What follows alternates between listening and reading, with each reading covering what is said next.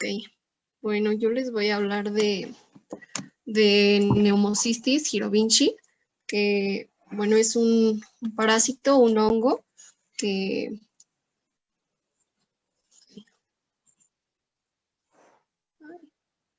es un microorganismo patógeno oportunista que causa una importante neumonía en los hospedadores, principalmente que son inmunodeprimidos, que han tenido algún trasplante, que padecen de HIV y pues sí, principalmente en estas personas es en las que se tiene la afectación.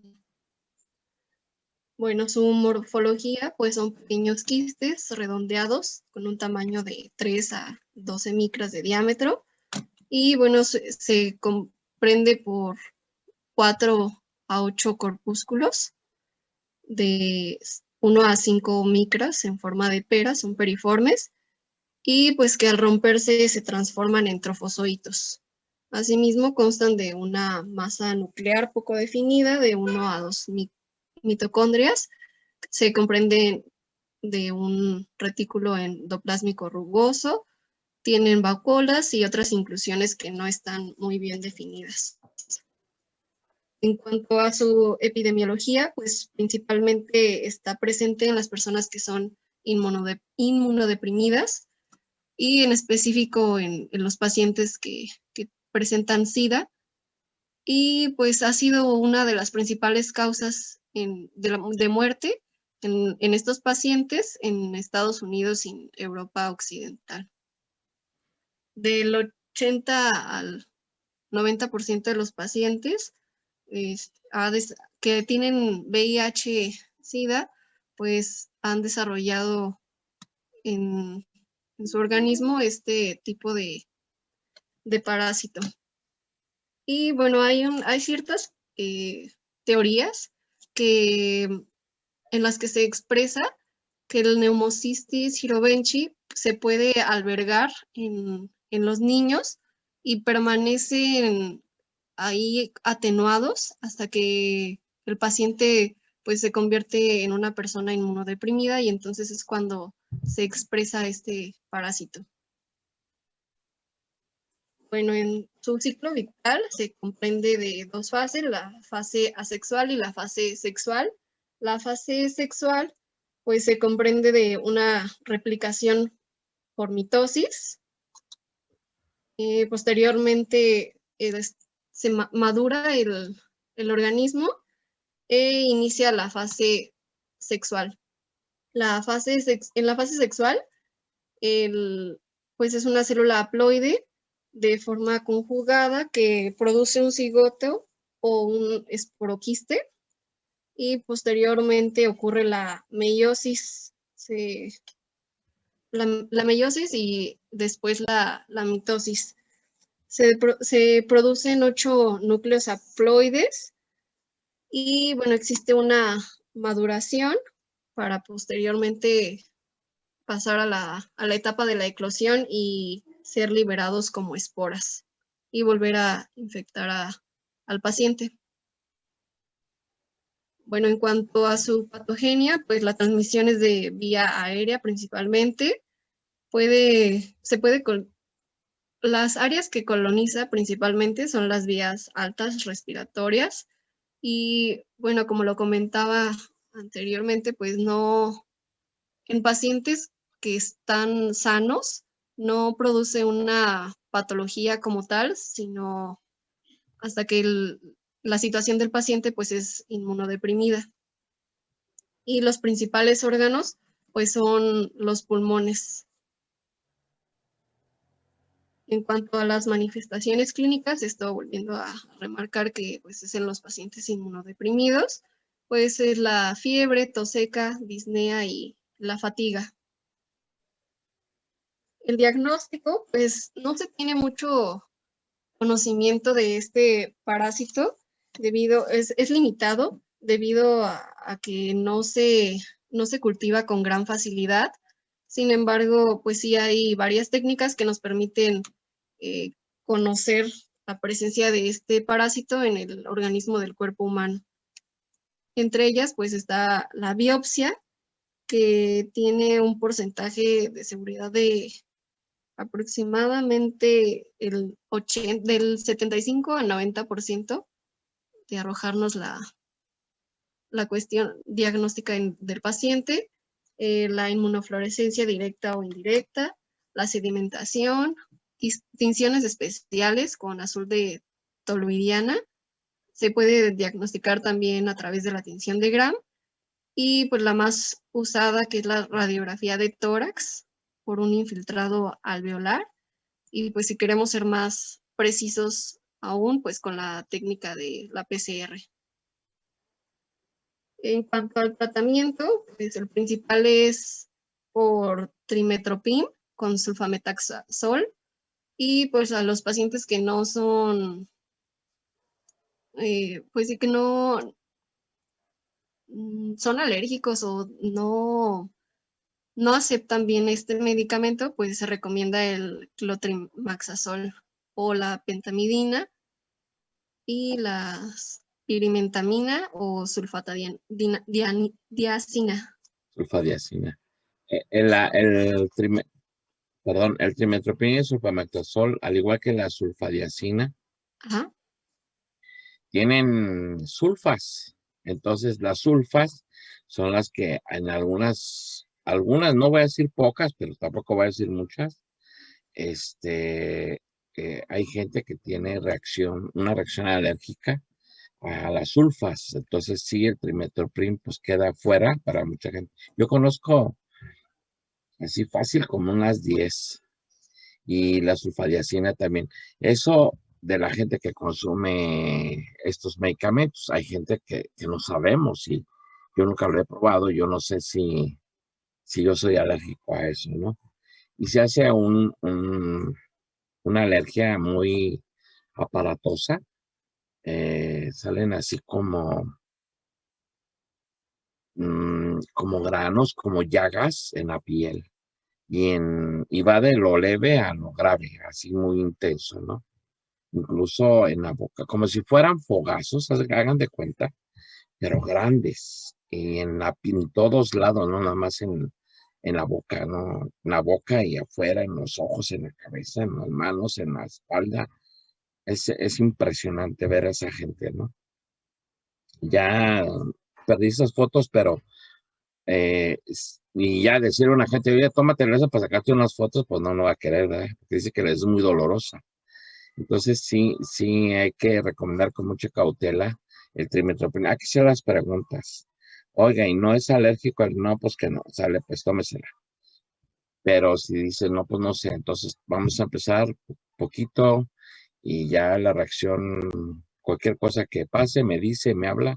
Porque sí pasa eso, ¿eh? Se llama el síndrome de Steven Johnson. Así se le llama ese efecto, esa reacción alérgica a las sulfas. Entonces, todo lo que lleve sulfas, pues así lo tienes que considerar.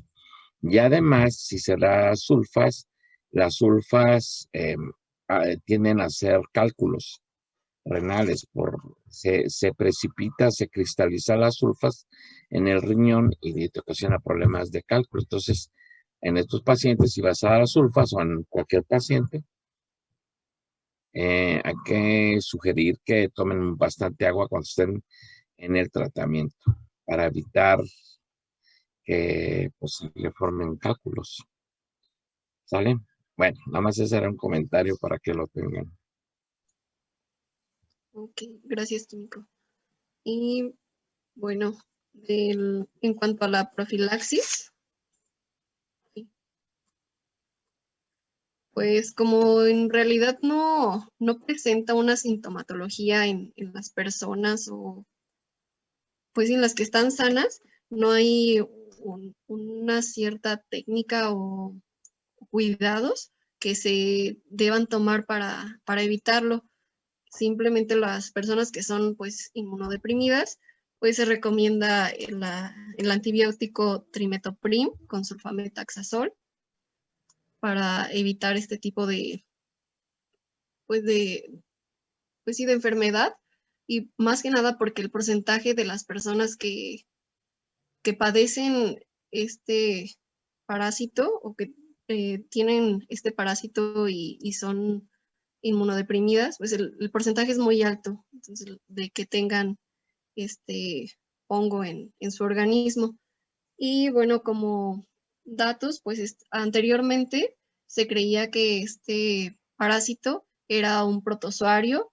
Esto fue a principios del siglo XX y posteriormente, bueno, se descubrió que realmente pues no es un protozoario, es un hongo. Y pues se confunde o se relaciona con el Pneumocystis carini, pero esa especie es para las ratas. El que afecta a los humanos, pues es la Pneumocystis girovinci.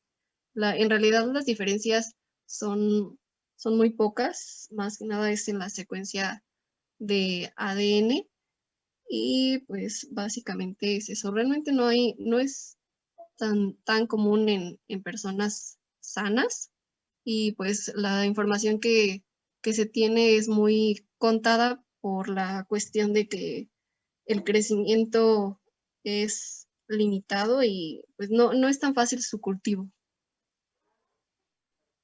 No sé si alguien tenga alguna duda. No, por mi parte no. Está muy bien, nada más sí considerar. A veces no se sabe si cuando estos pacientes, en este caso del pneumocystis que tiene, todo es en pulmón, y da neumonías como las de ahora, así de hasta muy graves. Y muchas veces, como me dijiste, es la causa de muerte en pacientes en Estados Unidos y en Europa. Como que cada paciente con VIH-Sida, depende su condición socioeconómica, es la forma que muere. Parecieras. Y sí, en nuestro país y en los países de desarrollo como el nuestro, el problema no es tanto la neumonía, sino las diarreas que se ocasionan con eso. Ahorita con el Cryptosporidium parvum también, vamos a ver, y son las diarreas.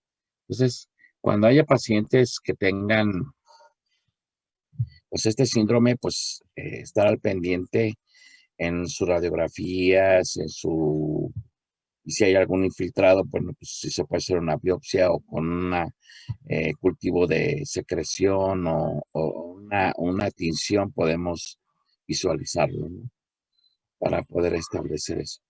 Y se ve en parasitología porque efectivamente se pensaba que era un protozoo y pues ya vimos que es un hongo. Entonces, pero bueno, ya se nos quedó la costumbre y ya lo vemos aquí. Muy bien, por mí es todo. Muchas gracias. No sé si alguien quiere hacer una pregunta a su compañera.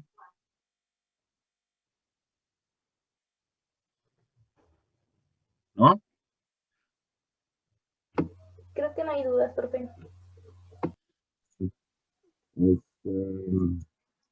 ni me vas a decir el Cryptosporidium, Andrea? Ayer lo expuse, químico. Ah, ok, pues sí, cierto. Sí. Digo, bueno, pues sí se me hace conocida. Pero bueno, muy bien. Pues entonces, muchas gracias por Gracias, tus químico.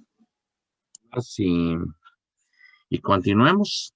Sigue la historia y es Aranzazu Ángel Palacios. Sí, química, ahorita voy a compartir pantalla. Sí, gracias.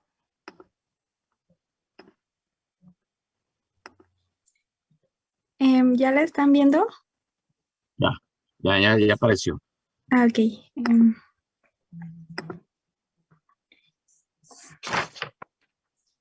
Bueno, buenas tardes, compañeros y maestro.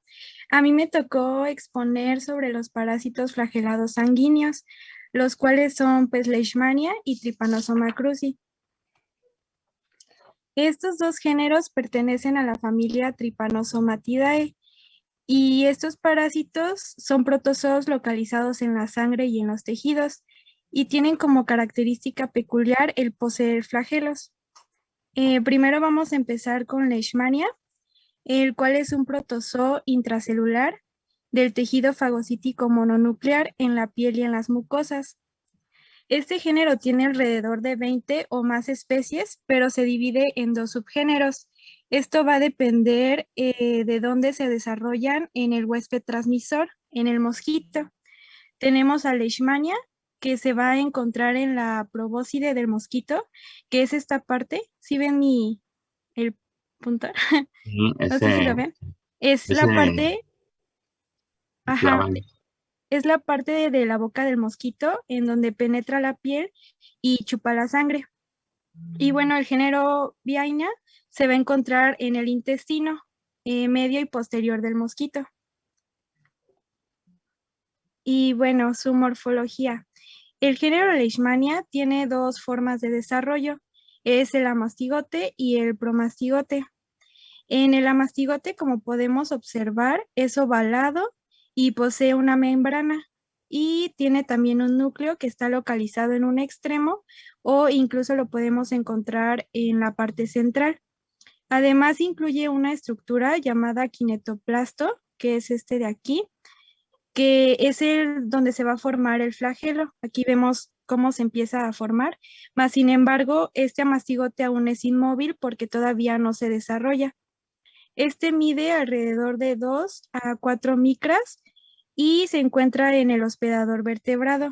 Aquí abajito podemos ver una imagen al microscopio de cómo podemos observarlo. El promastigote tiene una forma alargada, mide alrededor de 15 micras, pero puede llegar hasta las 20. Y de igual manera presenta su núcleo y vemos que aquí ya se está formando lo que es ay, perdón.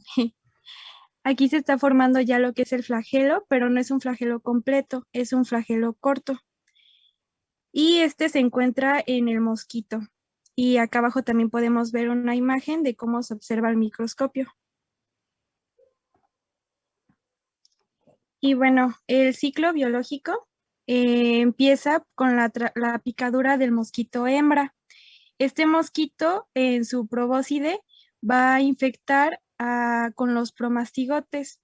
Estos promastigotes van a entrar a lo que son los macrófagos, los van a infectar, ya sea macrófagos, granulocitos, y estos adentro se van a dividir por mitosis y se van a convertir en amastigotes. Y aquí se va a hacer un miniciclo entre ellos porque ya sea que pueden seguir en el torrente sanguíneo o van a seguir infectando a más macrófagos. Y regresan al mosquito si es que uno de los mosquitos pica a un organismo ya infectado. Y los amastigotes van a proliferar dentro del mosquito y se va a repetir de nuevo lo que es el ciclo. ¿Hasta aquí tienen alguna pregunta? ¿No? Bueno, lo que sigue es la epidemiología. Esta parasitosis ha sido registrada en 88 países del mundo, con una prevalencia aproximada de 14 millones de personas. Es importante recordar que la leishmania puede provocar diferentes cuadros clínicos dependiendo del sitio de donde se encuentran las células parasitadas. En el caso de Leishmania donovani, las células van a estar encontradas en las vísceras, lo que va a producir que se produzca la enfermedad del Kala-Azar en la India. Y esta enfermedad produce fiebres durante más o menos 2 semanas, el aumento del tamaño del vaso y del hígado, además de los ganglios, y va a producir anemia y pérdida de apetito y peso. El transmisor de esta es el Plobetomus argentipes y su reservorio son los perros. En esta imagen de aquí podemos observar cómo las células están siendo invadidas por los amastigotes. En la leishmania trópica, esta provoca el botón del oriente.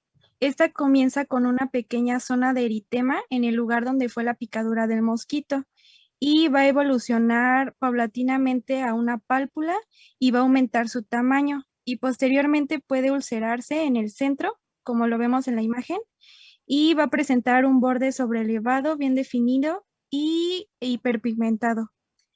Este se encuentra en las costas del Mediterráneo, en Afganistán, Libia, África e India. Los transmisores son el Plebotomus papatasi y el Plebotomus sergenti, y hasta el momento no se conocen cuáles son los reservorios. En la leishmania mexicana, esta produce la leishmaniasis cutánea localizada, LCL o úlcera de los chicleros. Esta se caracteriza por úlceras en la piel y cuando afecta a los cartílagos de la nariz y las orejas, como lo podemos ver en las imágenes, los afecta severamente, pero aún así pueden curarse. Esta enfermedad generalmente se presenta en las áreas agrícolas donde se siembra cacao, café o donde se encuentran los árboles chicleros. Es por eso que así se denomina también la enfermedad. Y la población de riesgo es aproximadamente 9 millones y se distribuye en las áreas del Golfo, de la región del Pacífico y la región del centro de México. Y esta es transmitida, por Luxomaya olmeca. Es como una mosquita. Y bueno, pasando a la patogenia, aquí a grandes rasgos lo que pasa es que hay una destrucción masiva de células, a lo que el cuerpo pues va a responder creando muchas más, y esto va a provocar que se presente una esplenomegalia, que es el aumento del tamaño del vaso, y secundariamente va a haber una hepatomegalia, la cual es el agrandamiento del hígado. Y aquí también el sistema inmune va a activar el sistema del complemento. Sin embargo, este parásito va a resistir todos los procesos mediante cambios moleculares en su diferenciación. Y estos cambios van a producir un espeso glucocáliz, la cual lo va a hacer más resistente. Y ya estando adentro de la célula del huésped, el parásito va a inhibir todos esos mecanismos que el macrófago pueda hacer para inhibirlo, y pues este va a quedar muy limitado en sus funciones y así el parásito va a quedar en su interior y pues se va a quedar ahí y ya va a infectar a las demás células. ¿Alguna duda? No. Bueno, en las manifestaciones clínicas hay que recordar, como ya lo mencioné anteriormente, que las manifestaciones clínicas van a depender del lugar del cuerpo en donde se encuentren las células parasitadas. En el caso de la leishmaniasis visceral, se va a encontrar una esplenomegalia seguida de una hepatomegalia, y las cuales pueden alcanzar dimensiones impresionantes, como lo vemos en la imagen, al niño que está pues con esta alteración. Y también puede haber una pérdida de peso y una anemia, pero esta no va a ser por pérdida de apetito, sino más bien se va a presentar debido a que el tejido hematopoyético va a estar tan ocupado en producir células de defensa que se va a olvidar de producir eritrocitos, y es por eso que se va a presentar la anemia. También se puede presentar una caquexia, que esta es la alteración que provoca una desnutrición, un deterioro orgánico y pérdida muscular. Y también hay cambios de coloración en la piel. Y esta tiene una mortalidad de 100% si es que no se trata, pero ya con tratamiento esta se reduce a un 15%. En la leishmaniasis cutánea localizada, dentro de los 15 a 20 días después de la infección, se va a generar una úlcera indolora. Y si el daño se presenta en las orejas, no se puede curar y se hace crónica, lo que finalmente pues va a ocasionar que el tejido se destruya. En la leishmaniasis difusa, el parásito se va a diseminar y va a producir lesiones nodulares en toda la piel, como lo podemos ver en la imagen, a excepción del cuero cabelludo. Ahí no va a afectar para nada. En la leishmaniasis micocutánea o espundia, esta se va a invadir en la piel primeramente y ya después se va a dirigir a las mucosas y va a producir lesiones en la zona nasofaringia, en la zona nasal, en la oral y la faringia. Y se distingue porque hay destrucción del tejido de la nariz. Aquí está en la imagen cómo ya le destruyó toda la nariz. Y bueno, Para el diagnóstico se tiene que tomar una biopsia para buscar el parásito en las células del sistema fagocítico mononuclear, ya sea en el hígado o en los vasos o en el ganglio linfático. Se realiza la observación microscópica del parásito con ayuda de la tinción de Giemsa. Además de esto, existen pruebas inmunológicas para detectar la presencia de los anticuerpos específicos, como lo es la interdermorreacción del Montenegro o también llamada prueba de Leishmania. Y esta es una prueba de hipersensibilidad celular tardía de los antígenos de Leishmania. Y en las pruebas serológicas encontramos a la inmunofluorescencia, a ELISA, inmunofluorescencia indirecta, al Western blot e inmunohistopatología. Además, también tenemos pruebas moleculares, que es por la detección del ADN del parásito mediante la prueba de PCR. Esto más que nada es importante tener en cuenta en todos estos exámenes porque en caso de que nos llegue algún paciente que tenga una sospecha de leishmaniosis, pues se tiene que pedir este tipo de pruebas. Y para el tratamiento se realiza con antimoniales pentavalentes como el glucotamine y el pentostam. Estos son de aplicación intramuscular y en caso de no tener a la mano estos, es un tratamiento alternativo con anfotericina B y pentamidicina. Y pues por último, en la profilaxis se recomienda tener las medidas para controlar a los transmisores, o sea, los mosquitos, con el uso de mosquiteros, fumigación y uso de repelentes.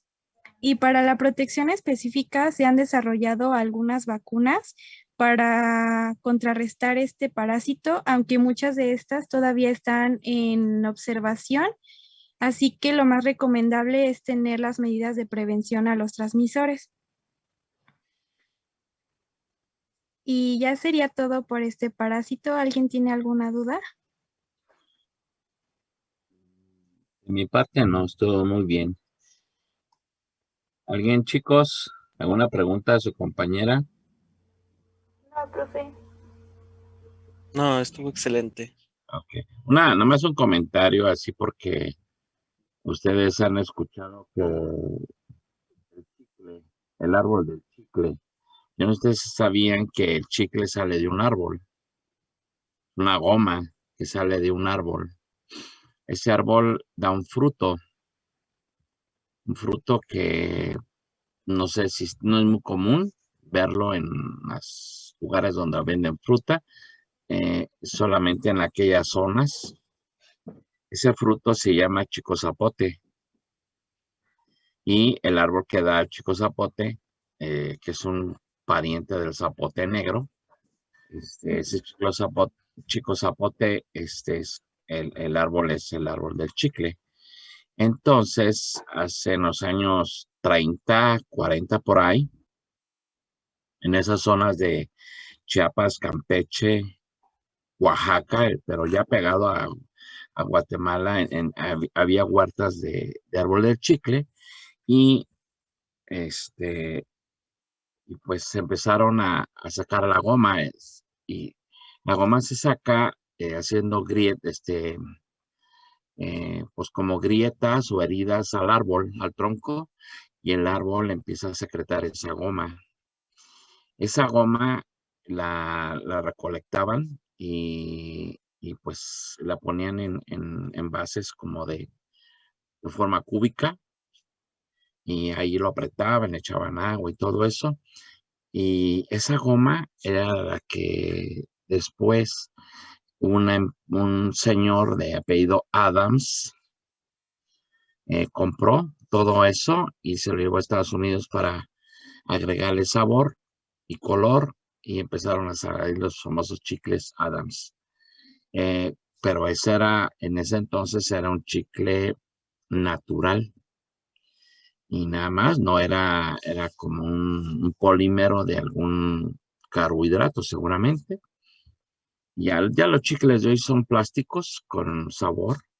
Ya los árboles chicleros ya no son para mantener esa industria, pero bueno, La gente que trabajaba en esas zonas, pues vivía ahí y se quedaba a dormir porque se tenían que seguir cortando para recoger esa goma y entre más sacaban, pues más ganaban.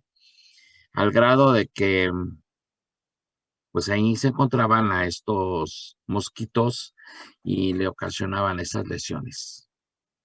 Entonces, por eso se le llama úlceras de los chicleros, porque la gente que se dedicaba al chicle, tenía estas lesiones.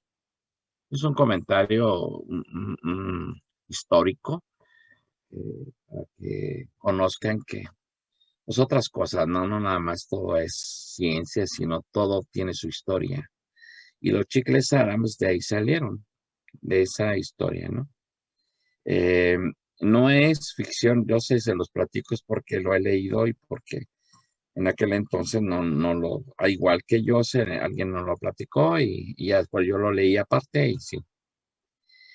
Bueno, esa es la enfermedad de los chicleros, pues. Pues muchas gracias, Aranza, por tu participación. Y pues seguimos con, eh, también vas a decir tú el tripanosoma. Sí, también me toca a mí. Sí, perfecto, adelante. Bueno, pues sigamos con lo que es Trypanosoma cruzi. Ujú. Bueno, este es un protozoario que pertenece a la familia Trypanosomatidae y aquí está su morfología. El Trypanosoma cruzi tiene 4 estadios de desarrollo, los cuales son el amastigote, el promastigote, epimastigote y tripomastigote. El amastigote es una estructura más o menos esférica, mide de 2 a 3 micras de diámetro y tiene un núcleo y un kinetoplasto, que si se encuentra en donde se origina el flagelo, va a estar en la parte inferior, como lo vemos aquí en la imagen, y se va a encontrar secuestrado por una tipo bolsa. Y bueno, el promastigote es morfológicamente parecido al del género Leishmania y consta de una estructura alargada de unas 18 micras de longitud. Tiene un núcleo central y igual aquí presenta ya lo que es el flagelo corto. El epimastigote es más grande, mide de 20 a 25 micras de longitud y tiene un núcleo en el centro y seguido, casi pegado, se encuentra el equinoteplasto, que de aquí va a salir lo que es el flagelo, y una estructura denominada membrana ondulante, que es la que podemos observar de este lado. Y por último está el tripomastigote, que es una estructura todavía más alargada y con un extremo adelgazado y con un extremo grueso. Consta de un núcleo en el centro y después aquí también encontramos al kinetoplasto, pero ya este se recorrió a la parte inferior y cuenta con una membrana ondulante que va a recubrir todo lo que es el parásito y mide alrededor de 25 a 27 micras y este posee una gran movilidad. Y bueno, en el ciclo biológico, primero tenemos en el humano que va a estar el vector, que es el triatoma, es este bichito que está aquí. Este va a estar en el humano y va a excretar tripomastigotes por sus heces que haga el bicho y estos se van a meter al portador por medio de la picadura que haga este mosquito. Los tripamastigotes ya estando dentro se van a multiplicar por fisión binaria